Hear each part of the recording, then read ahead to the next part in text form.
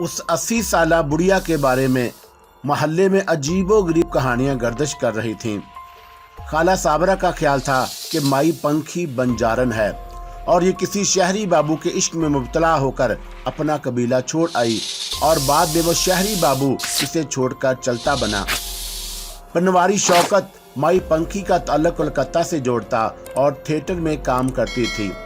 गर्दिशे ज़माने ने उसे लाहौर पहुंचा दिया और नाई मुश्ताक का ख्याल था कि यह बंगालन ज़रूर है, लेकिन इसका ताल्लुक शाही महल्ले से था और अपने वक़्त की बेहतरीन रकासा थी। फिर वक़्त ने उसे किनारे लगा दिया और किसी का ख्याल था कि यह जादू करनी है। जी दोस्तों, पेश खिदमत है अनवार अलाइगी का नया अनोखा और क़यामत खेज सिलसिला मस्कन। जीजा जी, आबर अपनी माँ से बात करने के लिए बेचैन है और मैं अब बहाने बना बना कर तंग आ चुकी हूँ। आप बताएं क्या करूँ? अभी उसकी बात ना कराना और हमारे पास एक पावरफुल हथियार है और जब तक मैं तजर्बा ना कर लूँ उस वक़्त तक रोको। और डॉक्टर एतबात ने फैसला सुनाया और फिर बोला, दरअसल मैं चाहता हूँ कि वह तजर्बे के लिए आमादगी ज़ाहिर कर दे और जब तक बंदा जहनी तौर पर आमादा ना हो हमारा तजर्बा कामयाब नहीं हो सकता। और तुमने मेरी बात समझ ली? बस जीजा जी, सोहनी ने मुस्कुराते हुए कहा, अब मैं चलूं? उसने खड़े होकर डॉक्टर एतबार से हाथ मिलाया और दरवाजे की तरफ बढ़ी।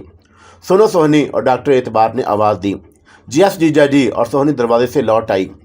मैं आज से उसे मुलाकात ना कर लूं? और डॉक्टर एतबार ने उसकी आंखों में देखा। हाँ हाँ, क्यों नहीं, सोहनी ने फ़ौरन कहा। कहाँ मिलेंगे? अभी तो मैं गैर रस्मी मुलाकात चाहता हूँ और रेस्ट हाउस में ही ठीक रहेगी। ठीक है, मैं अरेंज कर देती हूँ। और ये बताओ कि उसे दवा तो पाबंदी से दी जा रही है? डॉक्टर एतबार ने पूछा। हाँ यस जीजा जी, सोहनी ने यकीन से कहा। गुड, और डॉक्टर एतबार खुश होकर बोला, तुम बड़े काम की चीज़ हो। नहीं जीजा जी, मैं चीज़ हूँ ना मक्खन, और आप जिस तरह अच्छी तरह जानते हैं कि मैं कौन हूँ। बस जैसी भी हूँ आपकी हूँ। और सोहनी ने ख़ास अंदाज से कहा और एक ख़ास अंदाज से चलते हुए कमरे से निकल गई। बेवकूफ़, और डॉक्टर एतबार के मुंह से बेख्तियार निकला और फिर उसने कुर्सी घुमाई और टेलीफोन ऑपरेटर का नंबर मिलाने लगी।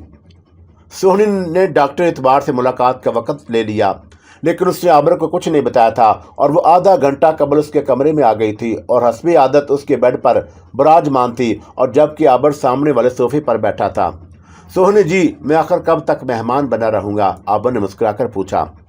जब तक बलाए जान नहीं बन जाते। और सोहनी फ़ौरन बोली, और वैसे आपको यहाँ कोई परेशानी है क्या? मसला यही है कि कोई परेशानी नहीं, खा लिया पी लिया और सो लिया और ज़्यादा जी घबराया तो लार में टहल लिया। आखिर कब तक? चल फिर ऐसा करते हैं कि आज आपकी मुलाकात डॉक्टर एतबार से कराई देते हैं और इनसे आप अपना मसला डिस्कस कर लेना और हो सकता है कि वो कोई हल बता दें। और ये भी। और अभी वो बात कर ही रहे थे कि उसका मोबाइल फ़ोन बजना शुरू हो गया और सोहनी ने बेड से मोबाइल उठाकर स्क्रीन पर नज़र डाली। मोबाइल फ़ोन की रिंग बजना बंद हो गई और ये मिस कॉल थी और जिसके ज़रिए सोहनी को अलर्ट किया गया था और डॉक्टर एतबार रेस्ट हाउस के अहाते में दाखिल हो रहा था। अब बड़े खुशकिस्मत हैं, सोहनी ने हंसते हुए कहा, और डॉक्टर साहब तशरीफ़ ला रहे हैं। और ये कहकर सोहनी दरवाजे की तरफ बढ़ी और उससे पहले के दरवाजे पर दस्तक होती उसने दरवाज़ा खोल दिया। डॉक्टर एतबार बरामदे की सीढ़ियाँ चढ़ रहा था और उसके पीछे 4 लेडी कमांडोज थीं। आबर साहब दरवाजे पर आ जाएं, सोहनी ने मुड़कर आबर को मुखातब किया। जी अच्छा। और आबर तेज़ तेज़ चलता हुआ खुले दरवाजे पर पहुंचा। उसने अपने सामने एक मासूम सूरत पुरकशिश शख्स को पाया और उसे एक नज़र में वो अच्छा लगा। किसी तहकीकी इदारे के सरबराह को ऐसा ही होना चाहिए, उसने सोचा। और डॉक्टर एतबार ने सोहनी के साथ खड़े आबर पर एक उचट सी नज़र डाली और सोहनी से मुखातब होकर बोला, मैडम मैं अंदर आ सकता हूँ? सर मोस्ट वेलकम, सोहनी ने मुद्दबाना अंदाज में कहा। और सर ये हैं आबर। ओ अच्छा। और डॉक्टर एतबार ने मुस्कुराकर उसकी तरफ हाथ बढ़ाया। और कैसे हैं आप? यहाँ आपको कोई परेशानी तो ना हुई? नहीं सर, और मुझे कोई परेशानी नहीं, और मैडम मेरा बहुत ख्याल रखती हैं, आबर ने हाथ मिलाते हुए कहा। और 4 लेडी कमांडोज दरवाजे पर रुक गईं और सोहनी और दरवाज़ा बंद करके पलटी तो डॉक्टर एतबार और आबर सोफे पर बैठ चुके थे। सोहनी डॉक्टर एतबार के साथ कुछ फासला देकर विराजमान हो गई। मिस्टर आबर, मेरा ख्याल है कि काफ़ी आराम हो गया, हमें कुछ काम करना चाहिए। और डॉक्टर एतबार ने बात शुरू की। जी सर, ज़रूर, मैं हाज़िर हूँ और हमें एक तजर्बे के सिलसिले में आपकी खिदमत दरकार है। और यहाँ हम सबसे अलग थलग एक कोने में बैठे इंसानी फलाह बहबूद के लिए काम कर रहे हैं। हमें आप जैसे नौजवानों की सख्त ज़रूरत है और जो इस नेक काम में हमारा साथ दे सकें। हमें उम्मीद है कि आप इस सिलसिले में हमारे बेहतरीन मुआवन साबित होंगे। अगर आपकी मुआवनत से हम अपने तजर्बे में कामयाब हो गए तो आप पर डॉलर्स की बारिश कर दी जाएगी और साथ ही पूरी फैमिली के साथ गैर मुल्की शोहरियत अता होगी और यूँ समझ लें कि आपकी किस्मत बदल जाएगी। और डॉक्टर एतबार ने अपने लच्छेदार गुफ्तगू से ऐसा एतबार बिठाया कि आबर बेचैन हो उठा। वो पुरजोश अंदाज में बोला, सर मैं आपके साथ हूँ। गुड, और हमें आपसे यही उम्मीद थी। और डॉक्टर एतबार ने कहा और फिर वो सोहनी से मुखातब होकर बोला, मैडम आबर का कोई मसला तो नहीं? सर ये अपनी फैमिली से बात करना चाहते हैं, अगर आप इजाज़त दें तो। हाँ हाँ ज़रूर कराइए, और हमारी तरफ से इजाज़त है, लेकिन उन्हें इतना ज़रूर बता दीजिए कि गुफ्तगू हदूद में रहकर की जाए। और डॉक्टर एतबार ने तंबीह की, जी सर मैं बता दूंगी। और सोहनी ने आबर की तरफ देखते हुए कहा, वैसे मिस्टर आबर बहुत समझदार हैं और हमसे पूरा तावन करते हैं। Very good. और डॉक्टर एतबार ने खड़े होते हुए कहा, और फिर उसने आबर से हाथ मिलाया और सोहनी से मुखातब होकर बोला, मैडम ऐसा करें कि इन्हें येलो कार्ड इशू करवा दें ताकि ये थोड़ा सा बाहर निकलें और रेस्ट हाउस की बाउंड्री वाल में घूम घूम कर तंग आ गए होंगे। जी सर, और ये आपका अच्छा फैसला है, सोहनी ने पुरतहसीन लहजे में कहा और आबर को आबरू के इशारे से दरवाज़ा खोलने को कहा। आबर ने तेज़ी से आगे बढ़कर दरवाज़ा खोल दिया और डॉक्टर एतबार उनकी अनायत पर शुक्रिया अदा किया। और डॉक्टर एतबार मुस्कुराता हुआ कमरे से बाहर निकला। उसके बाहर निकलते ही लेडी कमांडोज ने उसे अपने दायरे हिफाजत में ले लिया। डॉक्टर एतबार के जाने के बाद सोहनी ने कमरे का दरवाज़ा बंद किया और पुरजोश अंदाज में उससे हाथ मिलाते हुए बोली, आप बड़े खुशकिस्मत है आबर, ऐसा पहली बार हुआ है कि किसी आउटसाइड को येलो कार्ड दे दिया गया हो। और ये येलो कार्ड क्या है? आबर ने पुरतजस्सुस लहजे में पूछा। इस कार्ड के जरिए आप बिला रोक टोक रेस्ट हाउस से बाहर जा सकेंगे और आपकी रसाई कैफ़े और जू तक होगी। डॉक्टर एतबार का हुक्म मिलते ही आबर को येलो कार्ड बना दिया गया और 2 घंटे के अंदर येलो कार्ड आबर को मुहैया कर दिया गया। सोहनी अभी आबर के पास कमरे में मौजूद थी कि सिक्योरिटी अफसर समुंदर खान कार्ड उसके हवाले कर गया और जर्द रंग के उस कार्ड पर उसकी तस्वीर मौजूद थी। ये उन्हीं तस्वीरों में से एक थी जो आरजू ने उतारी थी और कार्ड पर तस्वीर के अलावा कुछ और दर्ज न था, हत्ता कि उसका नाम तक मौजूद न था। प्लास्टिक कोटेड उस कार्ड की पुश्त पर चंद खाने बने हुए थे, लेकिन वो खाली थे। और आबर ने उस कार्ड को रोशनी की तरफ करके देखा और ये कुछ नजर न आया और कार्ड ट्रांसमीटर सा था। सोहनी ने उसके हाथ से कार्ड लेकर किसी वरमाला की तरह उसके गले में डाल दिया और खुले दिल से उसे मुबारकबाद दी। कार्ड आने से पहले सोहनी ने आबर के घर को उसकी बात करा दी थी और कॉल करने से पहले सोहनी ने हदायत की कि वो बेशक जो चाहे बात करे, लेकिन असल हक़ाइक़ के बारे में एक लफ्ज़ ना बोले। उसने नाज़रीन से यही कहा कि वो किसी दोस्त के साथ है और उसे जल्द ही कोई अच्छी नौकरी मिलने वाली है और वो लोग उस तरफ से बिल्कुल फ़िक्रमंद ना हों और इंशाअल्लाह अच्छी खबर सुनने को मिलेगी। और नीज़ ये कि वो आइंदा खुद ही राब्ता करेगा और जल्द करेगा। कार्ड मिलने के बाद सोहनी ने उसे लेकर बाहर निकली और रेस्ट हाउस के गेट से निकलते ही आबर को कम चौड़ी पुख्ता सड़कें नजर आईं और रास्ते दरख्तों से घिरे हुए थे और ये एक सरसब्ज़ खूबसूरत इलाका था। और कुछ दूर चलने के बाद जू का गेट नजर आ गया। जू की सैर करने के बाद दोनों बाहर आए। अगरचे जू ज़्यादा बड़ा ना था, लेकिन नत नए जानवरों से भरा पड़ा था और फिर जू को इस कदर खूबसूरत अंदाज में डिज़ाइन किया गया था कि आदमी को वहाँ की सैर बाती थी। जू से निकलकर दोनों घूमते घामते कैफ़े के सामने जा निकले और सोहनी ने उसे काफ़ी की पेशकश की, जो आबर ने बखुशी कबूल कर ली। और ये कैफ़े स्टाफ के लोगों के लिए था और वैसे भी यहाँ किसी बाहर के बंदे का गुजर ना था। कैफ़े के अंदर ज़्यादा रश ना था और जो लड़के लड़कियाँ और औरतें मर्द मौजूद थे सब यूनिफॉर्म में थे और वह दोनों एक मेज़ मुंतखब करके बैठ गए और सोहनी ने उसे ऐसी जगह बिठा दिया था कि वह बाआसानी बाहर का नज़ारा कर सकता। काफ़ी पीते हुए आबर की नज़रें बाहर की बजाय कैफ़े के अंदरूनी मंदिर की तरफ थीं और वो देख रहा था कि सामने थोड़े से फासले पर शीशे का दरवाज़ा था और उस दरवाजे के सामने जाकर कोई शख्स खड़ा होता तो वो खुद ब खुद खुल जाता और अंदर जाने वाला शख्स बाएं जाने मुड़कर गायब हो जाता। उसने कई लोगों को इस तरह अंदर जाते हुए देखा और अगले दिन उसने दोपहर का खाना हस्बे मामूल अपने कमरे में खाया और फिर उसका जी चाहा कि वो कैफ़े में काफ़ी पिए। उसने गले में येलो कार्ड डाला और रेस्ट हाउस से बाहर निकल आया। वो दरख्तों की छांव में चहलकदमी करके कैफ़े जा पहुंचा। अगरचे कैफ़े के गेट पर सिक्योरिटी गार्ड मौजूद थी, लेकिन उन्होंने उसके गले में झूलता कार्ड देकर उसे रोकने टोकने की कोशिश ना की और आबर एक एहसास फ़ख्र के साथ अंदर दाखिल हुआ। कल वो सोसाइटी के साथ जिस जो गोशी में बैठा था आज वो खाली पड़ा था और आबर वहाँ एक मेज के सामने बैठ गया और कैफे की तज़ीन और आयश और उसके फर्नीचर से हुस्न झलकता। और आबर ने अब तक यहाँ की जितनी चीज़ें देखी थीं उनसे जदीद तर्ज और खूबसूरती का एहसास उजागर होता था। काफ़ी बहुत अच्छी थी और सर्व करने वाली वेट्रेस भी बुरी ना थी। काफ़ी पीते हुए आज फिर आबर की नज़र दरवाजे पर थी और जिससे इक्का दुक्का लोग अंदर जा रहे थे लेकिन वापस कोई नहीं आ रहा था। और आबर ने सोचा कि वह दरवाज़ा अंदर जाकर देखे कि वहाँ क्या है। काफ़ी पीने के बाद तजस्सुस के मारे आबर ने शीशे के दरवाजे की तरफ रुख किया। उस दरवाजे पर कोई मुहाफ़िज़ मौजूद न था और जब वो शीशे के दरवाजे के नज़दीक पहुंचा तो उसे बाएं जानब एक रास्ता नज़र आया और बकिया दो अतराफ दीवारें थीं। आबर दरवाजे के सामने जाकर खड़ा हुआ और दरवाज़ा खुलने का इंतज़ार करना लगा लेकिन दरवाज़ा ना खुला। अलबत्ता पीछे से नस्वानी लेकिन सख्त आवाज़ आई, आप कौन हैं? और आबर ने पीछे मुड़कर देखा तो 3 लेडी कमांडोज उसकी तरफ हथियार उठाए हुए थीं। दोनों लेडी कमांडोज ने बहुत तेज़ी से उसे अपनी तहवील में ले लिया और जबकि तीसरी के दरवाजे के सामने खड़े होते हुए दरवाज़ा खुल गया। चले अंदर, उनमें से एक ने तहकमाना लहजे में कहा। और आबर उनके जदीद हथियारों की जिद पर था और उसके सिवा कोई चारा न था कि वो उनके हुक्म की तामील करे। रानी पंखी के फर्श पर गिरते ही चारपाई उसके सर पर आ गई और उसने पकड़कर चारपाई को परे धकेला और उठकर खड़ी हो गई। वो शदीद गुस्से में आ गई और उसने चारों तरफ देखा और कोई नजर न आया और फिर ऊपर नजर उठाई और उसे सफ़ेद चमकते हुए धुएं की एक लकीर नजर आई। बगा और उसके मुंह से बेख्तियार निकला, ये तू है? और जवाब में बेहाना कहका सुनाई दिया और खामोशी छा गई। रानी पंखी ने अपने गुस्से को जब्त करते हुए दोबारा चारपाई बिछाई और उस पर विराजमान हो गई। उसके समझ में नहीं आ रहा था कि वो क्या करे और इस तरह उसे परेशान कर देगा। अगर यूं ही उसे परेशान करता और काम में रुकावट डालता रहा तो वो आजिज़ हो जाएगी। और बगा शायद चाहता भी यही है कि वो मजबूर होकर उसकी रानी बनने के लिए राज़ी हो जाए, लेकिन वो भी एक बटीली थी और उसने तय कर लिया था कि चाहे कुछ हो जाए वो उसकी रानी नहीं बनेगी। वो सोचती रही कि उससे निजात के लिए क्या रास्ता इख्तियार किया जाए और बिल आखिर उसने बड़े शैतान तक रसाई का फैसला कर लिया। बड़े शैतान तक रसाई इतनी आसान ना थी और उसके लिए उसे एक जानलेवा अमल करना था।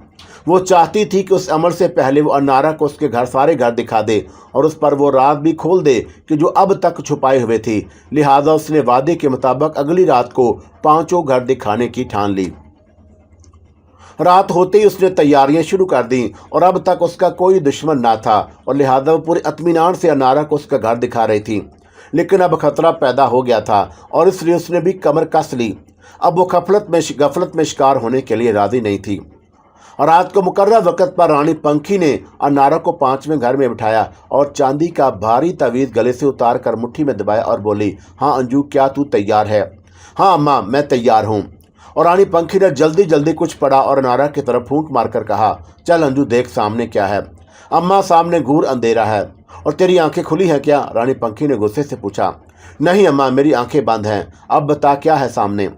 अनारा ने जब ये बताया कि वो क्या देख रही है तो ये सुनकर रानी पंखी की सिट्टी गुम हो गई। बात ही सिट्टी गुम होने वाली थी। अनारा ने कहा था कि अम्मा, मुझे चमकीले धुएं का खयोला सा नजर आ रहा है। और रानी पंखी ने यह सुनकर फौरन हदायत की, अंजू, अपनी आंखें खोल दे। और नारा ने आंखें खोलने में एक लम्हा भी ज़ाया ना किया और वह आंखें खोल कर बोली, अम्मा, मैंने आंखें खोल दी। अब तुझे क्या नज़र आया? और रानी पंखी ने फिक्रमंदी से कहा, अम्मा, अब तू नज़र आ रही है और धुंधली सी। और नारा ने सामने बैठे रानी पंखी को बगौर देखते हुए कहा, और अम्मा, ये क्या है जो मैंने देखा? और ये बग्गा था। रानी पंखी ने उल्टे हुए सब लहजे में कहा, अम्मा, ये क्या चाहता है?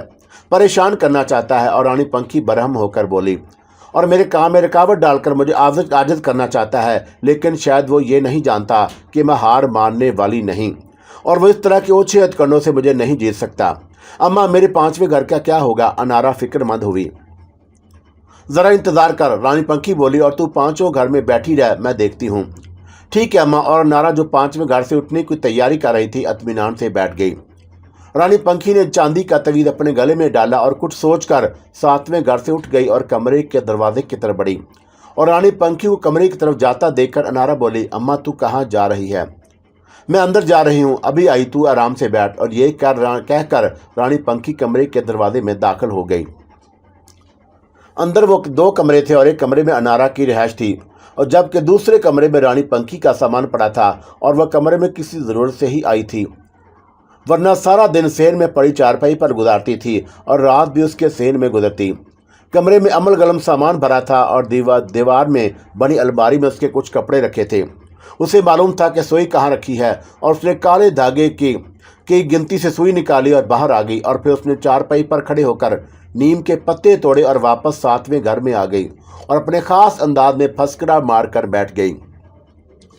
اس نے سوئی دائیں ہاتھ میں پکڑ لی اور بائیں ہاتھ میں پہلی انگلی پر ماری، اور انگلی میں سوئی گھستے ہی رانی پنکھی کے منہ سے بے اختیار سی کی آواز نکلی، اور اس نے جلدی سے سوئی لہنگے میں ٹانگ کر بائیں ہاتھ کی انگلی کو پکڑ کر دبایا، اور جب خون باہر آ گیا تو اس نے خون کی اس بوند کو نیم کی پتی پر منتقل کر لیا اور خون لگی پتی کو دوسری پتیوں کے اوپر رکھ دیا، اور اس کے بعد اس نے بڑبڑانے کے انداز میں بولنا شروع کیا۔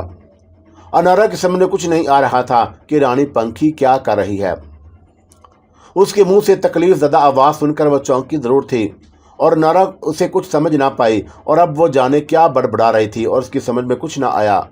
ایسے لگ رہا تھا جیسے وہ کوئی ایک لفظ خاص انداز میں بار بار دہرا رہی ہو۔ بولتے بولتے اچانک رانی پنکھی کی نظر نیم کی پتیوں پر پڑی تو اسے وہاں پتیاں نظر نہ آئیں، اور رانی پنکھی نے گہرا سانس لے کر جا بند کر دیا اور گلے سے چاندی کا تعویذ اتار کر مٹھی میں لے لیا اور مٹھی دبا کر بولی، ہاں انجو چل تیار ہو جا۔ اب میں کب کی تیار بیٹھی ہوں، انارا نے کہا۔ چل پھر اپنی آنکھیں بند کر لے، رانی پنکھی نے ہدایت کی۔ کر لی اماں، انارا کی آواز آئی۔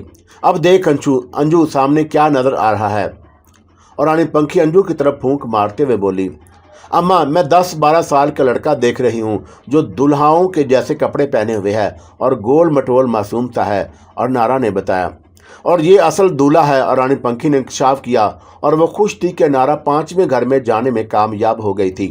ہیں اتنا چھوٹا سا، اور نارا حیرت زدہ ہوئی۔ جانتی ہے یہ کس کا دولہا ہے؟ اور رانی پنکھی ہنس کر بولی، اماں کہیں یہ میرا تو نہیں؟ اور نارا پریشان ہوگی۔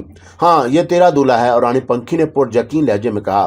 ہائے نہیں، اور نارا سمٹ کر بولی، چل اب تو دیکھتی جا اور سنتی جا، رانی پنکھی نے کہا۔ تب پھر منظر بدلا، اور یہ دلہن کا گھر تھا اور کمرہ عورتوں اور لڑکیوں سے بھرا ہوا تھا۔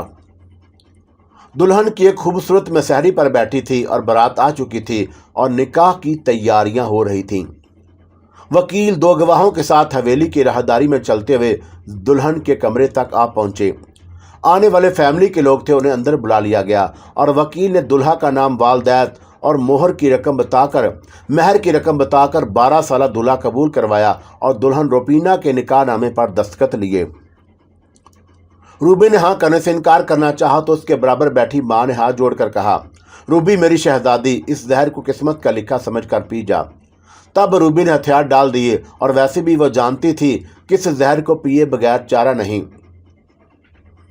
وہ تنہا ان اندھے بہرے لوگوں سے نہیں لڑ سکتی، اور یہ آنا پرست، روایت پرست اور یہ برادریوں میں بٹے لوگ، بیٹیوں پر جائیداد کو ترجیح دینے والے زر پرست، اور ان پتھر کی دیواروں سے وہ سر تو پھوڑ سکتی تھی لیکن ان دیواروں کو گرا نہیں سکتی تھی۔ لہذا اس نے ماں کے کہنے پر اس زہر کو قسمت کا لکھا سمجھ کر پینے ہی میں عافیت سے سمجھی۔ وہ 6 بھائیوں کی اکلوتی بیٹی تھی، اور اس ذمہ دار گھرانے میں لڑکیوں کا پڑھانا معیوب سمجھا جاتا تھا، لیکن روبی کا شوق دیکھتے ہوئے باپ نے اس کے شہر کے کالج بھیج دیا، اور چھوٹی اور لاڈلی ہونے کی وجہ سے بھائیوں نے بھی مخالفت نہ کی، اور اسے کالج میں پڑھنے اور ہاسٹل میں رہنے کی اجازت مل گئی۔ گھر سے رخصت کرتے وقت البتہ بڑے بھائی رضوان نے اتنا ضرور کہا کہ ہم تمہاری ضد اور شوق پر تمہیں شہر بھیج رہے ہیں، اور تنہا جا رہی ہو تو تنہا ہی واپس آنا۔ روبی نے اس کی بات سمجھتے ہوئے آہستہ سے کہا، جی بھائی۔ روبی ایک سمجھدار اور محتاط لڑکی تھی، اور یہ بات اچھی طرح جانتی تھی کہ اس کا کس گھرانے سے تعلق ہے اور اس کے باپ بھائی کس مزاج کے لوگ ہیں۔ وہ حویلی سے شریک حیات منتخب کرنے نہیں نکلی تھی، اسے پڑھنے کا بے حد شوق تھا۔ وہ کالج سے ڈگری کے حصول کے لیے نکلی، لیکن قسمت کچھ اور ہی طے کیے بیٹھی تھی۔ روبی کی ساری احتیاط، ساری سمجھداری اندھے کنویں میں جا گری، آنکھوں پر پٹی بندھ گئی اور عقل نے کام کرنا چھوڑ دیا۔ بھائی کی تنبیہ یاد رہی اور نہ باپ کی گھورتی آنکھیں، اور اسے اگر کچھ یاد رہ گیا تو وہ تھا ندیم بخاری۔ BA کا آخری سال تھا اور روبی نے اب تک خود کو بچائے رکھا، اور بس ایک سہیلی بینش کی سالگرہ میں جانا گزب ہو گیا۔ ندیم بخاری سے اس کی تقریب میں ملا، اور خوبصورت اور باوقار ندیم اس کے دل میں گھر کر گیا، اور یوں یہ تقریب کا ملاقات کا بہانہ بن گئی۔ या यूं कहना चाहिए कि उस सालगिरह को मुलाकात का बहाना बना दिया गया। नदीम बुखारी बिनश का भाई था और बिनश रूबी को बेइंतहा पसंद करती थी। वो उसे अपनी भाभी बनाने की आरज़ू रखती और यही वजह थी कि वो अपने भाई नदीम से उसका तज़किरा करती रहती। उसने रूबी को अपने मोबाइल फ़ोन पर खींची गई तस्वीरें भी दिखाईं और नदीम को यह सादा सी हसीन लड़की भाग गई और बस तब ही बिनश ने दोनों को मिलवाने की साजिश तैयार की और अपनी सालगिरह के बहाने शदीद इसरार करके उसे अपने घर बुलवा लिया। और बाज़ वक़्त एक मुलाकात ही खासी भारी पड़ जाती और ये दो तरफा पसंदीदगी के बाद अगर ये मुलाकात जारी रहती तो फिर पत्थर बन जाती। बिनश रूबी के मज़ार से वाकिफ़ थी, लिहाजा उसने कभी उससे अपने भाई का जिक्र ना किया और उसने दोनों की तरह मुलाकातें कराईं और हर मुलाकात इत्तफाकिया मालूम हो। मसलन एक दिन बिनश ने शॉपिंग का प्रोग्राम बनाया और रूबी को अपने साथ घसीट लिया। उधर उसने अपने भाई को बता दिया कि वह किस वक्त कहाँ पहुँचे और इस तरह वो इत्तफाकिया एक मारूफ शॉपिंग प्लाजा में उन दोनों को मिल गया। और फिर बिनश ने अपने भाई पर जोर देकर उसे खाना खिलाने पर मजबूर किया। रूबी बिनश को मना करती रही, लेकिन बिनश ने यह कहकर, अरे मेरा भाई बड़ा कंजूस है, आज पता नहीं ये कैसे खाना खिलाने पर राजी हो गया, और रूबी को बसद इसरार अपने साथ ले लिया। इन 3-4 मुलाकातों ने अपना गहरा रंग करना शुरू कर दिया और बिल आखिर बिनश ने रूबी को बड़े फितरी अंदाज में उस राह पर डाल दिया और जिस पर चलने की उसके भाई ने तंबीह की थी। नदीम बुखारी पढ़ा लिखा लड़का था और बरसरे रोजगार था, मुतवसत घराने से ताल्लुक़ रखता था और वह रूबी से शादी के सिलसिले में बहुत संजीदा था। रूबी भी उसे दिलो जान से चाहने लगी और वो उसकी होना चाहती थी, लेकिन उसमें हिम्मत ना थी। वो अपने बाप खसूसन अपने बड़े भाई रिजवान के सामने सर उठा सके, लिहाजा वो फाइल इम्तहान के बाद उसे फाइनल मुलाकात करके चली आई और उसने दिल में उठते मोहब्बत के सोनामी को दिल में ही दफन कर दिया। रुखसत उसने भीगी आंखों से नदीम बुखारी से कहा, नदीम मुझे भूल जाना, मैं एक कमज़ोर लड़की हूँ और रवायत शिकनी मेरे बस की बात नहीं। नहीं रूबी, मैं तुम्हें नहीं बोल सकता और तुम हिम्मत करो, अपने घर वालों से बात तो करो। और नदीम बुखारी ने उसकी हिम्मत बंधाने की कोशिश की। नदीम, बात इंसानों से की जाती है और पत्थर की दीवारों से नहीं। उन दीवारों से सर फोड़ा जा सकता है, अपना आप ख़त्म किया जा सकता है, और तुम कहो तो मैं जहर खा लूँ। नहीं, हम जहर नहीं खाएंगे और मैं एक दिन तुम्हारे घर आऊँगा और तुम्हारे लोगों से तुम्हें मांगूंगा और फिर चाहे जो हो। उसकी दीवानगी सर चढ़ कर बोल रही थी। और ऐसी गलती कभी ना करना, रूबी लर्ज कर बोली। और मैं जानती हूँ कि क्या होगा, नदीम बुखारी ने पूछा। तुम वहां से अपने पैरों पर वापस ना आ सकोगे और मैं आज पछताती हूँ। अगर मुझे मालूम होता कि मैं यहाँ आकर इतनी बेअख्तियार हो जाऊंगी तो हरगिज़ शहर ना आती। मोहब्बत करना आसान है, लेकिन उसे निभाना आसान नहीं। मुझ जैसे बुज़दिलों को तो मोहब्बत करनी ही नहीं चाहिए। और ये कहकर रूबी बेअख्तियार रो पड़ी। रूबी, ये रोने का वक़्त नहीं, कुछ करने का वक़्त है। और नदीम बुखारी ने टिश्यू पेपर उसकी तरफ बढ़ाते हुए कहा, और मुझे इतना बताओ कि अगर तुम्हारे घर वाले मेरे बारे में पूछे तो तुम इनकार तो ना करोगी? नहीं, मैं इनकार नहीं करूंगी। और रूबी ने खुद को संभालते हुए कहा, लेकिन मैं ये बात बहुत अच्छी तरह जानती हूँ कि वो मुझसे मेरी मर्जी किसी तरह सूरत मालूम नहीं करेंगे। रूबी, मैं तुम्हारे घर ज़रूर आऊँगा और मेरा इंतज़ार करना। और नदीम बुखारी ने पुरअज़म लहजे में कहा और फिर उसने ऐसा ही किया। वो जाने क्या सोचकर हवेली आ पहुंचा और उसने रूबी के बाप अजमल से मुलाकात की। सर पर कफन बांध रहे नदीम बुखारी ने जैसे ही रुबीना का जिक्र छेड़ा तो अजमल ने हाथ उठाकर टोकते हुए कहा, काका 1 मिनट। और नदीम बुखारी फौरन खामोश हो गया। और तब अजमल ने पास खड़े अपने मुलाजमे खास से कहा, ज़रा रिजवान को बुला जल्दी। मुलाजिम दौड़ता वह हवेली में अंदर चला गया और 2 मिनट के बाद रिजवान बैठक में आ पहुंचा। जी अब्बा। अजमल ने मुलाजमे खास को बाहर जाने का हुक्म दिया और जब बैठक में वो तीनों रह गए तो अजमल ने नदीम बुखारी की तरफ इशारा करके कहा, ये काका शहर से आया है और हमारी रूबी के बारे में कुछ कहना चाहता है। मैंने इसकी बुरी बात नहीं सुनी और मेरा ख्याल है कि यह कोई बेवकूफ़ लड़का है। और उसने शेर की खिचार में बिला सोचे समझे कदम रख दिया। अब तो उसे ये बात अपनी ज़ुबान में समझा दे कि हम लोग बरादरी से बाहर रिश्ता नहीं करते और वैसे भी इसका रिश्ता फूफी ज़ात से तय हो चुका है। मैं चलता हूँ तो इससे निमट। ٹھیک ہے ابا، رضوان نے مطمئن لہجے میں کہا۔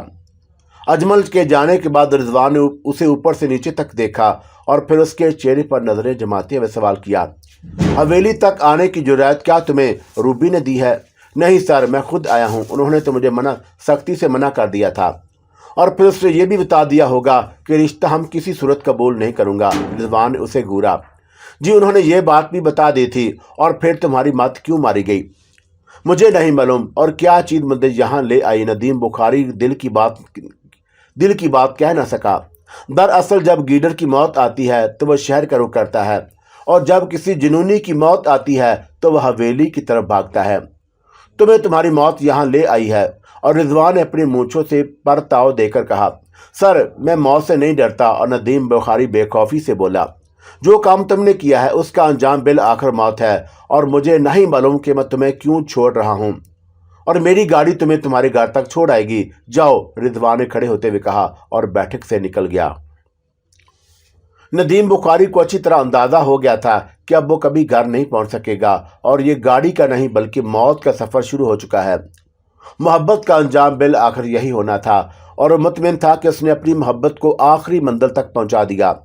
اب گاڑی میں بیٹھتے ہوئے اس کے دل میں شدید خواہش جاگی کہ کاش وہ ربینہ کو آخری بار دیکھ لیتا۔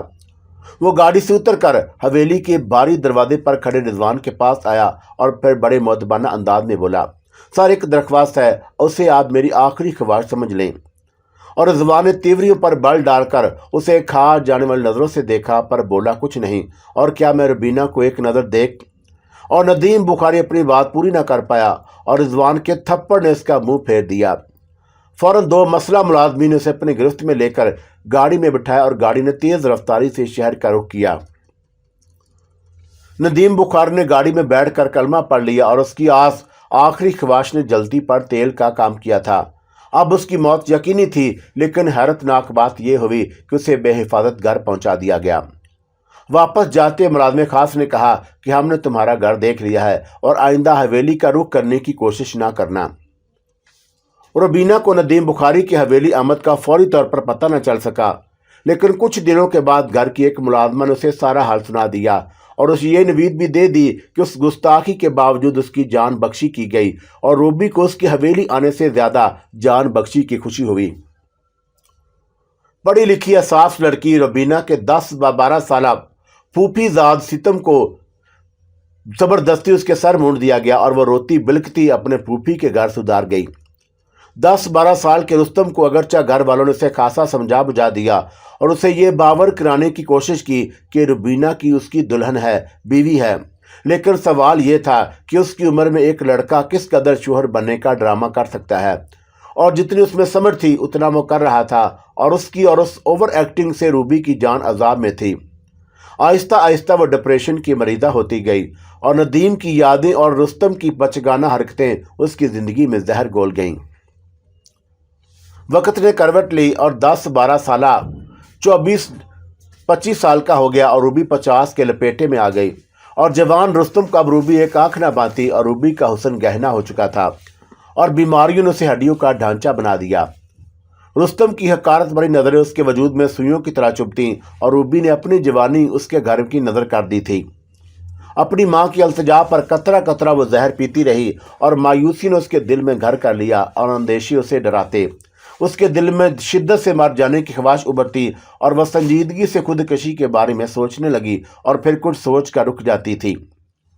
رستم اگرچہ اس کے وجود سے کوئی تعلق نہ تھا، لیکن اسے یہ احساس تھا کہ رستم اس کا شوہر ہے، اور پھر ایک دن یہ احساس بھی اپنی موت آپ مر گیا۔ وہ حویلی میں اس بازار کی عورت اٹھا لایا، اور جب اس نے اسے بیوی کہہ کر متعارف کرایا تو وہ روبی پر سختہ سا طاری ہو گیا۔ اس عورت کے انداز دیکھ کر روبی کو اپنا آپ بہت حقیر لگا، اور وہ اس صدمے کو برداشت نہ کر سکی۔ اس نے حویلی کے گوشے میں موجود اندھے کنویں میں چھلانگ لگا دی، اور یہ اندھا کنواں حویلی کے ایک تاریک گوشے میں تھا، اور اس طرف کوئی نہ آتا، اور اس گہرے کنویں کا پانی خشک ہو چکا تھا، اور روبی اس کنویں میں چھلانگ لگانے کے بعد 2 دن تک جان کنی کے عالم میں رہی، اور اس نے سسک کر دم توڑا۔ انارا کے جب بے اختیار ہونے کی آواز آئی تو رانی پنکھی نے چونک کر کہا، کیا ہوا انجو؟ کچھ نہیں اماں، کیا ہوتا ہے؟ انارا سسکتے ہوئے بولی، اور بند کر دے یہ دردناک کھیل۔ अच्छा ठीक है। और रानी पंखी ने जल्दी जल्दी कुछ पढ़ा और पांचवें घर में बैठी अनारा पर फूंक मारी, और फूंक मारती अनारा की आंखों के सामने से रूबी की मौत का मंजर गायब हो गया।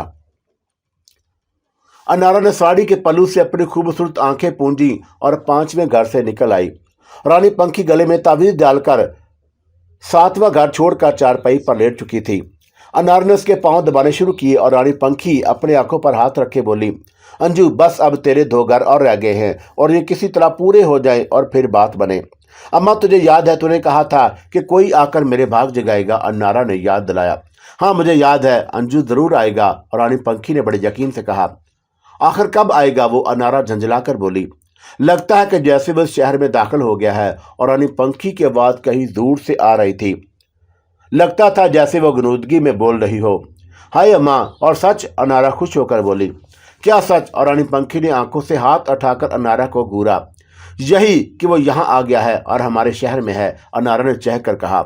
ये तुझे किसने बताया? और रानी पंखी ने उसे टेढ़ी नजरों से देखा। अम्मी अभी तो तूने ही बताया है। और नारा हैरतज़दा थी। मैंने तो नहीं बताया, और ऐसी बात मैं कैसे बता सकती हूँ? और रानी पंखी साफ मुकर गई। देख अम्मा झूठ ना बोल। और नारा ने अल्तजा की। अब एक रात छोड़कर मैं तुझे छठे घर में ले चलूंगी। और ठीक है अब तू जा। और रानी पंखी ने फैसला कुन अंदाज में कहा। अनारा ने अंदाजा लगा लिया कि रानी पंखी इस बात का इकरार नहीं करना चाहती और अनारा उसे नाराज नहीं करना चाहती थी। इसीलिए उसने इस मौजू पर मजीद बहस करना मुनासिब ना समझा और उठकर कमरे में चली गई।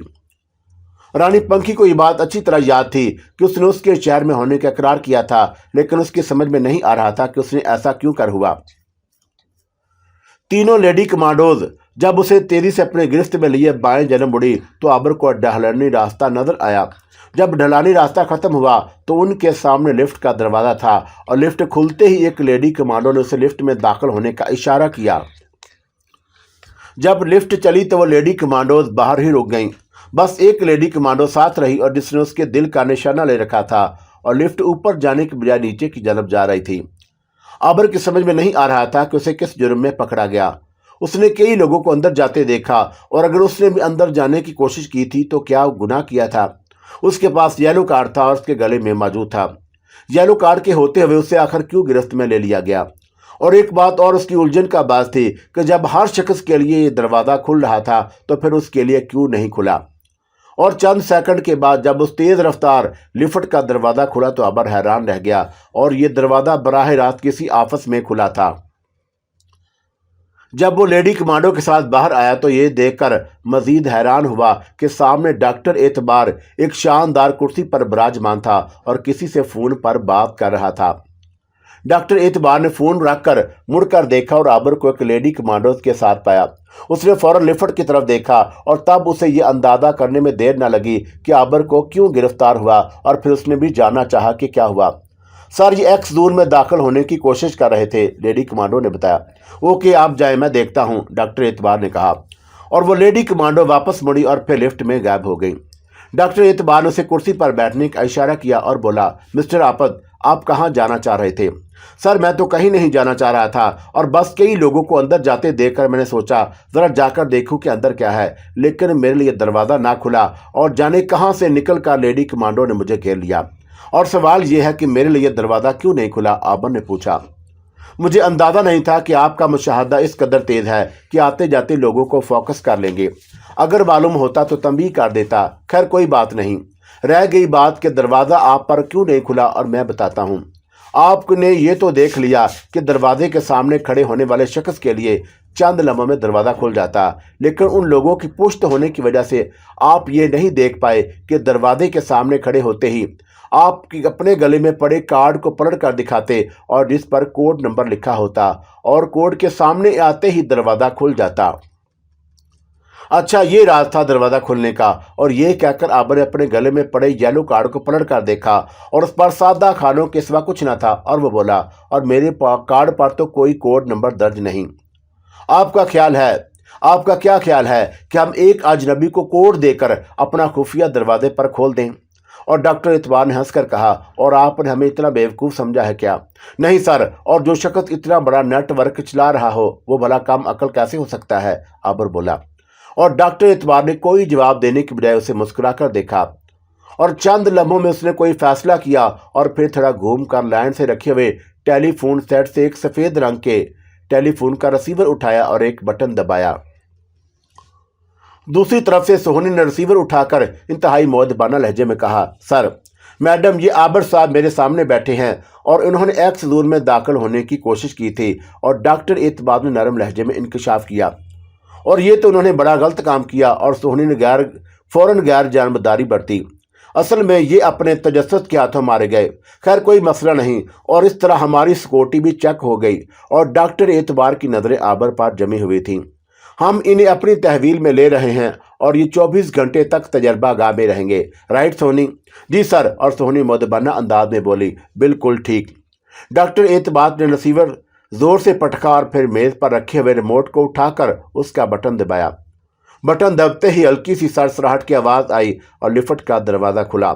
लेकिन ये वो लिफ्ट ना थी जिससे आबिर को लाया गया था। डॉक्टर एतबार ने खड़े होते हुए कहा, आइए चलें। आबिर फौरन उसके साथ चल दिया और डॉक्टर एतबार ने आबिर के लिफ्ट में दाखिल होने के बाद डिस्प्ले के वाहद बटन पर उंगली रखी और उस पर नंबर की बजाय लैब लिखा हुआ था। तेज रफ्तार लिफ्ट का चंद लम्हों बाद ही दरवाज़ा खुला और यूं लगा जैसे लिफ्ट चली ही नहीं। और डॉक्टर एतबार ने उसे निकलने का इशारा किया। उसके बाद वह खुद बाहर आया और ये एक लंबी सी राहदारी थी। यहाँ सफ़ेद कपड़ों पर कोट पहने लोग आ जा रहे थे और उनमें ख़वातीन भी थीं। डॉक्टर एतबार पर नज़र पड़ते ही हर शख्स मुअद्दबाना अंदाज में सलाम करता और नज़रें झुकाकर आगे बढ़ जाता। डॉक्टर एतबार महज सर की जुम्बश से उनके सलाम का जवाब दे रहा था और थोड़ा सा आगे जाकर दाएं तरफ मुड़ते ही एक बड़ा दरवाज़ा नज़र आया और जिसकी पेशानी पर रोशन लफ्ज़ों में लिखा था, लेबॉर्ट्री। लैब के दरवाजे पर पहुंचते ही लेडी सिक्योरिटी गार्ड ने दरवाज़ा खोल दिया और आबिर को लेकर डॉक्टर एतबार लैब में दाखिल हुआ तो सफ़ेद कोट में मलबूस एक शख्स आगे बढ़ा और वो उस लैब का इंचार्ज था। डॉक्टर एतबार ने उसे हाथ मिलाया और फिर वो तीनों एक आपस में दाखिल हो गए। डॉक्टर एतबार ने अपनी नशस्त संभालते हुए साथ आने वाले डॉक्टर से मुखातब होकर कहा, डॉक्टर साजिद, और ये हमारे नए साथी हैं। ये SO1 वाले तजर्बे में हमारी मुआवनत करेंगे और आप इन्हें अपने साथ ले जाएं और तजर्बे की तैयारी करें। डॉक्टर साजिद ने फौरन खड़े होते हुए कहा, आइए। और जब वो दोनों जाने लगे तो डॉक्टर एतबार बोला, डॉक्टर साजिद, ये बहुत समझदार नौजवान है और हमारे साथ पूरा तावन करेंगे और इनका नाम आबिर है, ज़रा इनका ख्याल रखिएगा। जी बेहतर। और डॉक्टर साजिद ये कहता हुआ कमरे से निकल गया। डॉक्टर साजिद ने अपने कमरे में बैठकर मुख्तलिफ अहकामात जारी किए और एक पुरकशिश नर्स ने उसे छोटे मगर आरामदायक कमरे में पहुंचाया और उसके कपड़े तब्दील करवाए गए और एक ढीला डाला लिबास उसे पहनने को दिया गया। उस कमरे में टेलीविज़न मौजूद था और एक कोने में छोटा फ्रिज भी रखा था और जिसमें हर तरह के मशरूबात मौजूद थे और एक भारी बेड के साथ कमरे में सोफा भी पड़ा था। जी बेहतर। और डॉक्टर साजिद ये कहता हुआ कमरे से निकल गया। डॉक्टर साजिद ने अपने कमरे में बैठकर मुख्तलिफ अहकामात जारी किए। एक पुरकशिश नर्स ने उसे एक छोटे मगर आरामदायक कमरे में पहुंचाया। उसके कपड़े तब्दील करवाए गए और एक ढीला ढाला लिबास उसे पहनने को दिया गया। उस कमरे में टेलीविज़न मौजूद था और एक कोने में छोटा फ्रिज भी रखा था और जिसमें हर तरह के मशरूबात मौजूद थे और एक भारी बेड के साथ कमरे में सोफा भी पड़ा था। नर्स ने थोड़ी देर के बाद आकर बाजू में एक इंजेक्शन लगाया और उस इंजेक्शन के लगते ही आबिर को एक अनोखे सुकून का एहसास हुआ। नर्स ने उसके हाथ में रिमोट दिया और बोली, आप चाहें तो टीवी देखें और अगर फिल्म देखने का मूड हो तो एक नई फिल्म प्लेयर में मौजूद है, वो देख लीजिएगा और रिमोट टेबल पर मौजूद है। कोई मसला हो तो कॉल बेल का बटन दबा दीजिएगा, मैं आ जाऊंगी। ओके। और नर्स के जाने के बाद उसने रिमोट टेबल पर रख दिया और उसे टीवी या फिल्म से कोई दिलचस्पी ना थी। वो आंखें बंद करके कुछ सोचना चाहता था और उसे इस तजर्बे के बारे में कोई बात नहीं बताई गई और बिल्कुल अंधेरे में रखा गया। उसे अपना घर याद आया। अम्मी और अब्बू और साइमा उनके लिए परेशान होंगे। अगरचे उनसे फ़ोन पर कई मरतबा बात हो चुकी थी, लेकिन उसने उन्हें जिस अंदाज में जो कुछ बताया था उससे ये तो अंदाज़ा लगाया जा सकता था कि वो जहाँ है खैरियत से है, लेकिन जो कुछ वो कह रहा है उस पर यकीन करना इतना आसान ना था। اور وہ اس وقت کو کوستا تھا جب آرزو کے چنگل میں پھنسا تھا۔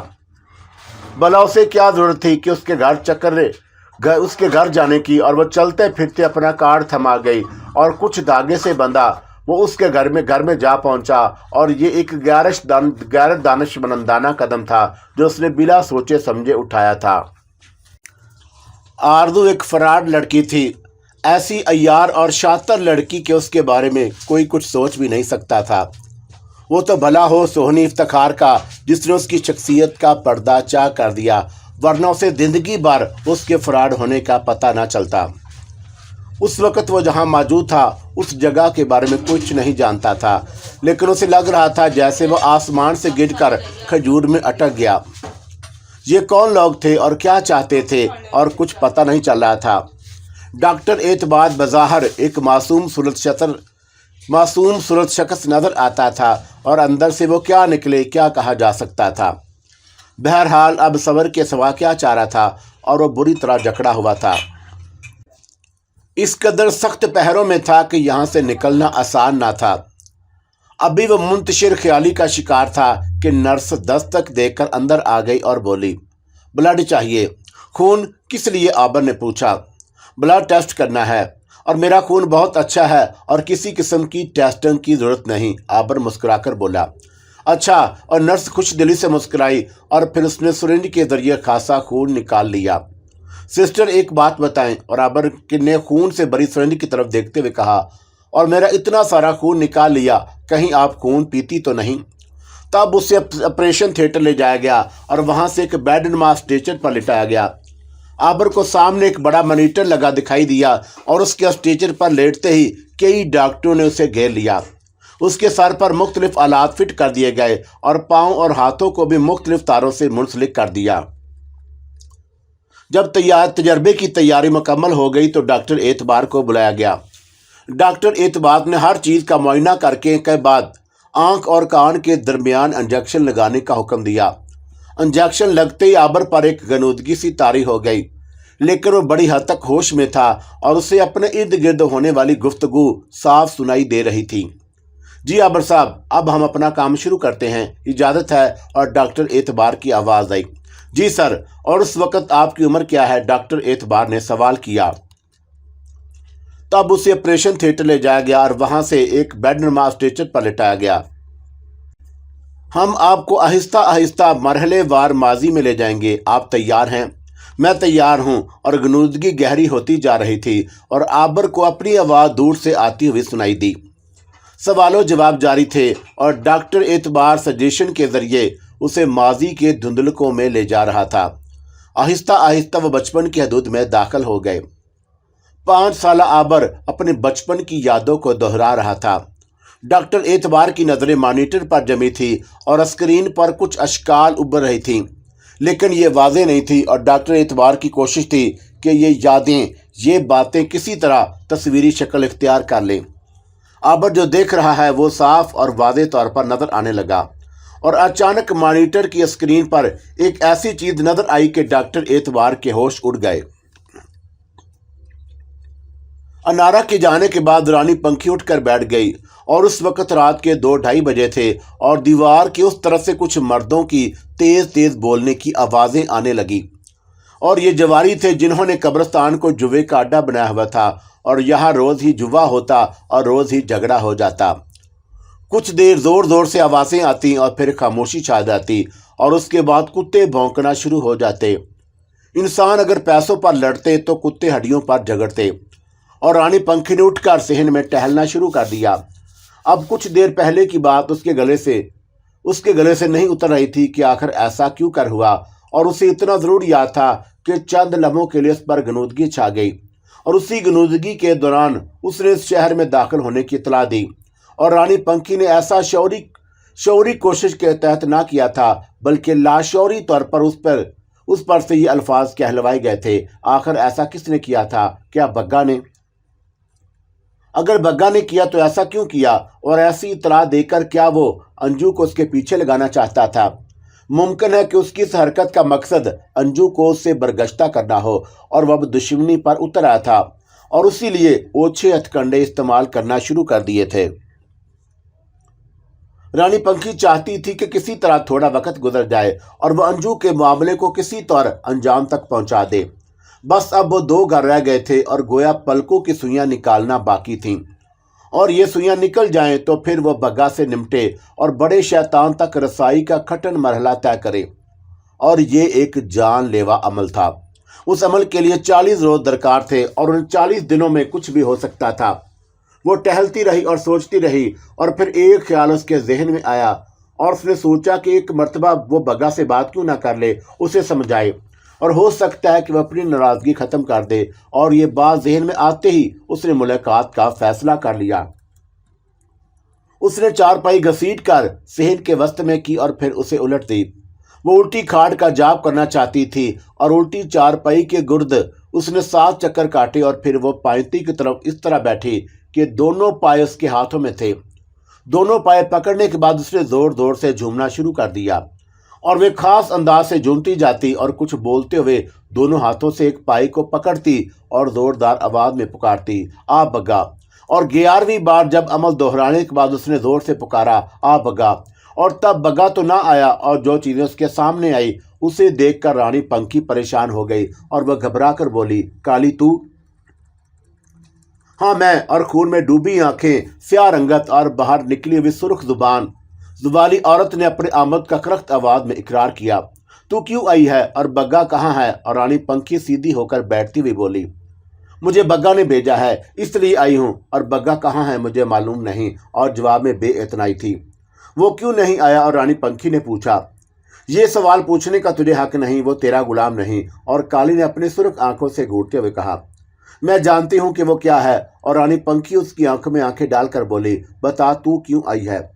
बग्गा ने कहा है कि अगर जिंदगी चाहती हो तो भींट देना होगी। इंकशाफ हुआ।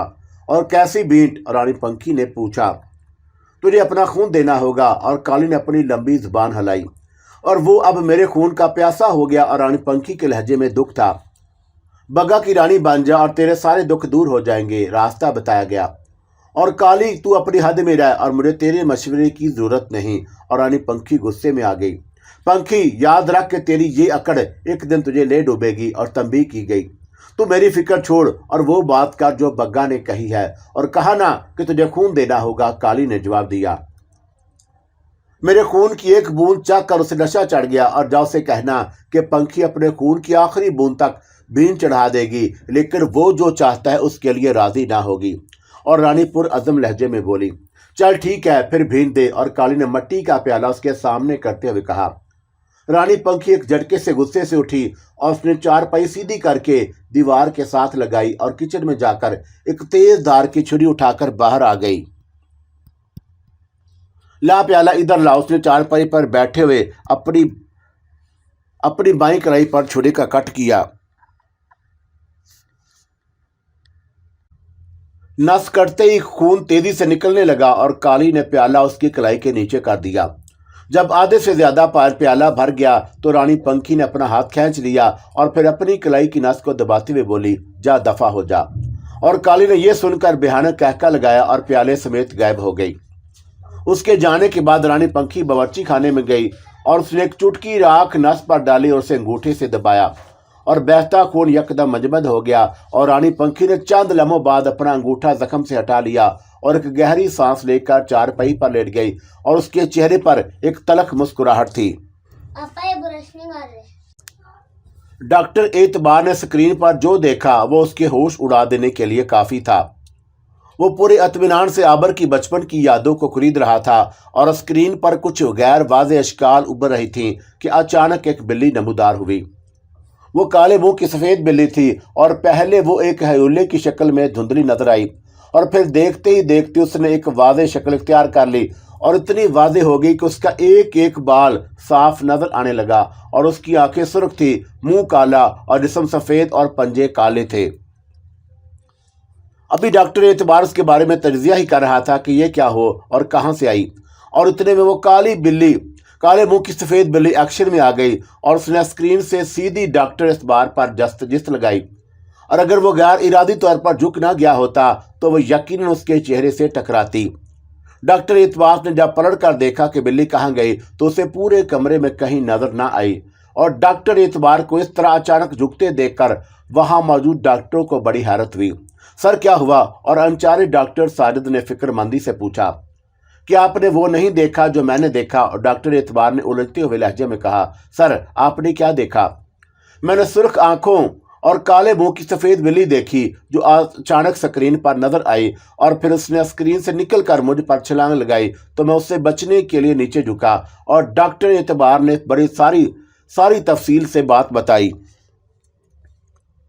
और ये सुनकर वहां मौजूद स्टाफ के मुंह हैरत से खुल गए और उन्हें डॉक्टर के बयान पर सख्त हैरत हुई, इसलिए कि ऐसा कोई वाकया पेश न आया था। अगर वाकई ऐसा हुआ होता तो इस बंद लैब से वो बिल्ली कहाँ गायब हो गई? और अव्वल तो स्क्रीन से किसी बिल्ली का मुजस्सम होकर निकलना ही बईद अज़ क़ियास था, और बिलगर्द अगर ऐसा हुआ भी था तो बिल्ली आखिर कहाँ गई? डॉक्टर एतबार का इसरार था कि उसने जो देखा है वो चश्मे खुद देखा, और देगर स्टाफ परेशान आखिर ये क्यों कर मुमकिन है, लेकिन क्योंकि ये बास का फरमान है इसलिए किसे झुटलाया जाता और सब ने मान लिया कि आप जो कहते हैं ठीक कहते हैं। डॉक्टर एतबार क्योंकि अपसेट हो चुका था इसलिए तजर्बे को फौरी तौर पर मुलतवी कर दिया गया और आबर नीम गुनूदगी के आलम में था और वह 2 घंटे आईसीयू में रखकर उसे अपने कमरे में भेज दिया गया। डॉक्टर एतबार ने वहां उस मसले पर मजीद कोई बात ना की और वह लैब से निकलकर अपने मेन ऑफिस पहुंच गया। वो जहनी तौर पर परेशान था और उसने सोहनी इफ्तिखार को बुला भेजा। वो उसकी कॉल की मुंतजर ही थी और जैसे उसका पैगाम मिला वो सर के बल दौड़ती चली आई। वो कमरे में दाखिल हुई और डॉक्टर एतबार अपने दोनों हाथों से सर पकड़े बैठा था। सोहनी के मखसूस परफ्यूम की खुशबू पाकर उसने अपना सर उठाया और सीधा होकर बैठ गया। आओ सोहनी। और क्या हुआ जीजा जी, खैर तो है? और सोहनी ये बात अच्छी तरह जानती थी कि डॉक्टर एतबार से किस वक्त किस अंदाज में बात करनी है, और ये अंदाज़ा डॉक्टर एतबार के तर्ज तुखातब से लगा लेती थी। डॉक्टर एतबार को सर पकड़े देखकर वो परेशान हो गई और उसने आज तक उसे इस अंदाज में नहीं देखा था, और वह सीट पर बैठने के बजाय उसके करीब आकर खड़ी हुई और बोली, सर में दर्द हो रहा है क्या, दबा दूं? अरे नहीं, डॉक्टर एतबार मुस्कुराता हुआ बोला, सर में दर्द नहीं हो रहा, मैं एक उलझन का शिकार हूं। जीजा जी आप और उलझन का शिकार, और ये नाकाबिल यकीन बात है। कभी कभी नाकाबिल यकीन बातें भी हो जाती हैं और मेरे साथ भी अभी कुछ ऐसा ही हुआ है। आप तो लैब में थे और क्या कोई तजर्बे में गड़बड़ हो गई? और सोहनी ने कुर्सी संभालते हुए पूछा। आबर तो बखैर है और वह 1-2 घंटे में अपने कमरे में पहुंच जाएगा। और डॉक्टर एतबार ने सोनी का खदशा दूर करते हुए कहा, मसला मेरे साथ हुआ और दिलचस्प बात यह है कि वहां मौजूद स्टाफ का हर शख्स इस बात से इनकारी है। आखिर हुआ क्या? और सोहनी इफ्तिखार ने फिक्रमंदी से कहा, तजर्बा अपनी मंजिलें तय कर रहा था और मेरी नज़रें मॉनिटर पर जमी थी और मैं पूरी तवज्जो से स्क्रीन पर बनती बिगड़ती शक्लों को देख रहा था कि अचानक एक काले मुंह की सफ़ेद बिल्ली स्क्रीन पर नमूदार हुई। और इससे पहले कि उसके बारे में कोई राय कायम करूं, बिल्ली ने स्क्रीन से सीधी मेरे ऊपर छलांग लगाई, और अगर मैं गैर इरादी तौर पर झुक ना जाता तो यकीनन उसका पंजा मेरे मुंह पर पड़ता। हाय नहीं, और सोहनी दरमियान में मुदाखलत किए बगैर ना रह सकी। सुनो आगे क्या हुआ? और डॉक्टर एतबार ने उसे मुदाखलत करने से रोका।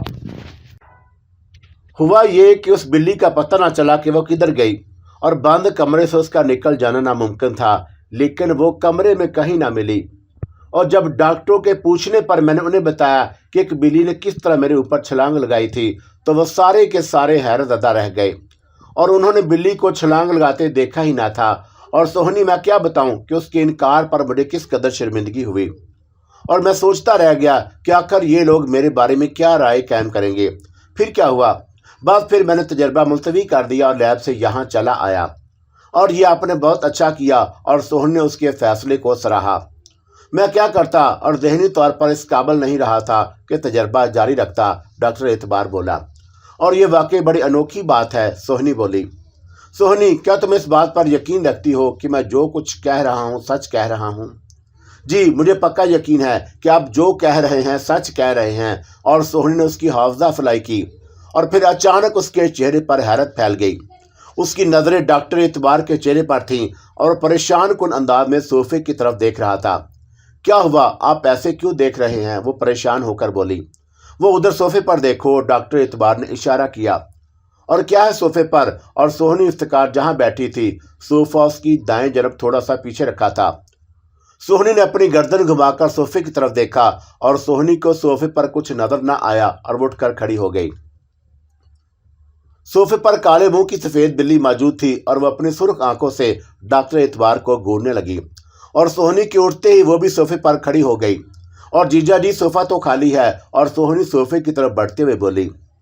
और इतने में काले मुंह की सफेद बिल्ली अपने दोनों टांगों पर झुकी और उसने सोहनी के ऊपर छलांग लगाई और सोहनी बचना, डॉक्टर एतबार ने घबरा कर कहा। सोहनी परेशान होकर एक तरफ हो गई और उसे कुछ नजर नहीं आ रहा था, तो वो बचती किस चीज से?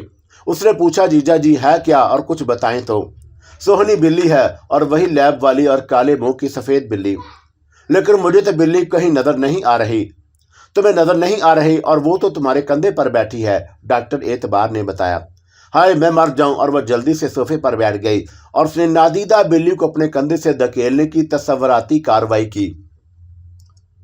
डॉक्टर एतबार सफेद बिल्ली पर नजरें जमाए हुए था, और जैसे ही सोहनी सोफे पर बैठी उसने लंबी जरकंद भरी और सीधी डॉक्टर एतबार के ऊपर आई। उसका मुंह खुला हुआ था और हाथ फैले हुए थे। काले मुंह की सफेद बिल्ली को अपनी तरफ छलांग लगाते देखकर फौरन मेज की आड़ में हो गया और बिल्ली सामने पर्दे से टकराई और देखते ही देखते गायब हो गई। सोहनी ने डॉक्टर एतबार को मेज की आड़ में बैठे देख लिया था, और वह जब उठकर मेज के नजदीक आई तो उसने डॉक्टर एतबार को मेज के अंदर घुसा बैठा देखा। सोहनी वो किधर गई, और डॉक्टर एतबार ने सोहनी के पैर देखते ही पूछा। जीजा जी यहाँ तो कोई चीज नहीं, और सोहनी ने कमरे का एक ताराना नजर डालते हुए कहा। और डॉक्टर एतबार शर्मिंदा शर्मिंदा सा मेज के नीचे से निकल आया। वो 2-3 गहरे सांस लेकर उसने मेज पर रखा हुआ पानी पिया और कुर्सी से टेक लगाकर बैठ गया और खाली नजरों से सोहनी को देखने लगा। आप परेशान ना हो, यहाँ इस कमरे में कोई चीज मौजूद नहीं। असल परेशानी मेरी यही है, डॉक्टर एतबार बोला, कि जो मैं देखता हूँ वो किसी को नजर नहीं आता, और अफसोस सोहनी के तुम्हें भी नहीं। ओ भाई गॉड जीजा जी, मैं सही कह रहे हूँ। और सोहनी ने उसकी आंखों में देखते हुए कहा, लेकिन आपकी कफियत बता रही है कि वाकई कोई चीज़ है जो आपको सता रही है, और आप ज़रा दोबारा पूरी तफसील के साथ सारी बात दोहराएं। डॉक्टर एतबार ने दोबारा सारी बात पूरी जज्बात के साथ सुना दी, और सोहनी इफ्तिकार ने सारी बात सुनकर कहा, कहीं उस बिल्ली का आबर से तो कोई ताल्लुक नहीं? सोहनी ऐसा हो सकता है, वो एक गैर मामूली लड़का है, और ये बात मेरे तजर्बे के दौरान महसूस हुई। और यूं भी बाई फेस वो बहुत चार्मिंग है, लेकिन सवाल यह है कि उस बिल्ली का उससे क्या ताल्लुक हो सकता है? अगर कोई ताल्लुक है भी तो वह काले मुंह की बिल्ली सिर्फ मुझे ही क्यों नजर आई? और मुझे लगता है जैसे वो मुझे नुकसान पहुंचाना चाहती हो। और डॉक्टर एतबार उलझन का शिकार था। और क्या इस वाक़े का आबर कोई इल्म है? और मेरे ख्याल से नहीं, उस वक्त वो ट्रांस में था, डॉक्टर एतबार ने बताया। और इस वक्त आबर कहाँ है? आईसीयू में होगा, ठहरो मैं पूछ कर बताता हूँ। और ये कहकर उसने रिसीवर उठाया और एक नंबर दबाकर उसने आबर के मामले में मालूमात की, और उधर से बताया गया कि वो वक्त से पहले ट्रांस से निकल आए और बस आधे घंटे में उन्हें अपने कमरे में भेज दिया जाएगा। रिसीवर रखकर वह सोहनी से मुखातब हुआ, और आधे घंटे के बाद वह अपने रूम में चला जाएगा, और अगर आप इजाज़त हो तो उससे बात कर लूँ? हाँ कर लेना, डॉक्टर एतबार बोला, और उससे पूछना कि क्या उसके बचपन में इस तरह की कोई बिल्ली उसके घर में रही है? जी ठीक है, और मैंने आपकी बात समझ ली। और सोहनी ने उठने के लिए पर तोले, और जीजा जी मैं चलूँ? नहीं बैठो, मैं चाय मंगवाता हूँ। और डॉक्टर एतबार जिस उलझन का शिकार था वो इस हाल में तनहा नहीं रहना चाहता था। सोहनी से उसकी बहुत अच्छी अंडरस्टैंडिंग थी, और उस वक्त उसे किसी ऐसी ही रफाकत की ज़रूरत थी। आधे घंटे के बाद सोहनी के कमरे से निकली और आबर के अपने कमरे में जाने की उसे इतला मिल चुकी थी। वो सीधी आबर के पास पहुंची और दस्तक देकर जब वो अंदर दाखिल हुई तो उसने उसे बड़े पुरसकून अंदाज में बेड पर लेटे पाया, और सोहनी को देखती उठकर बैठ गया। और वो तेजी से आगे बढ़ी और बोली, आबर साहब आप लेटे रहें। सोहनी साहबा, खुदा न ख्वास्ता कोई मरीज थोड़ा हूँ। वहाँ लैब वाले मुझे कुछ इस तरह ट्रीट कर रहे थे और मैं उनसे जान छुड़ाकर चला आया। और आबा ने हंसते हुए कहा, कहिए कैसा रहा एक्सपेरिमेंट? और सोहनी ने हस्बे मामूल उसके बेड पर बराजमान होते हुए कहा, और ये बात तो डॉक्टर एतबार ही बता सकते हैं। अच्छा रहा या बुरा, और मुझे तो उन्होंने कुछ नहीं बताया। और मेरी उनसे बात हुई थी, वो कह रहे थे कि आप एक गैर मामूली आदमी हैं। और सोहनी ने आबर की आंखों में मुस्कुराकर देखा, और वेरी स्पेशल। सोहनी साहिबा, आज के मुआशरे में किसी माजूर को स्पेशल कहा जाता है और ये कहकर वो हंसा। आप ऐसे स्पेशल हैं जिसने हमें मफलूज कर दिया। और सोहनी ने अपनी जहानत दिखाई। अल्लाह ना करे। अच्छा एक बात बताएं, मैं आपको कबूतरों में दिलचस्पी है? और सोहनी ने गिरा खोलना शुरू की। नहीं। और बिल्लियों वगैरह से लगाव है? सोहनी ने दूसरा सवाल किया। नहीं। क्यों पूछ रही हैं? आबर परेशान हुआ। घर में भी कभी किसी ने कोई बिल्ली नहीं पाली? और सोहनी ने एक नया सवाल किया। नहीं, मेरे घर में किसी को ऐसा शौक नहीं।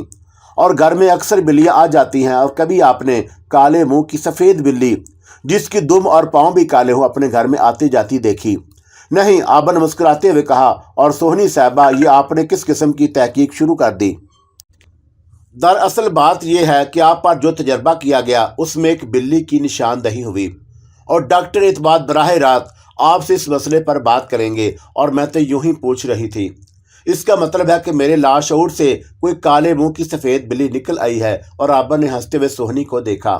हाँ शायद। और सोहनी ने उसकी तायद की। अरे! और आबर बेख्तियार चौंका और उसकी नज़रें बंद दरवाजे पर थी और जहाँ एक काले मुंह की सफ़ेद बिल्ली पाँव फैलाए बैठी थी। खैरियत क्या हुआ? और सोहनी ने उसकी नज़रों के तवाक़ुब में दरवाजे की तरफ देखा और उसका दिल धाड़ धाड़ करने लगा, लेकिन उसे कुछ नज़र ना आया। इतने में वह सफ़ेद बिल्ली तेज़ी से उठी और दौड़ती हुई आगे आई। उसने सोफे पर छलांग लगाई और उसकी पुश्त पर चढ़कर अपने सुर्ख आंखों से उन दोनों को देखा और वहीं से उनकी तरफ छलांग लगाई। आबर फौरन नीचे झुक गया और सोहनी को यह समझने में देर न लगी कि वो नादीदा बिल्ली कमरे में दाखिल हुई है और उसने आबर पर छलांग लगाई। लेकिन वो ये अंदाज़ा न कर सकी कि छलांग उसने आबर पर नहीं खुद उस पर लगाई है।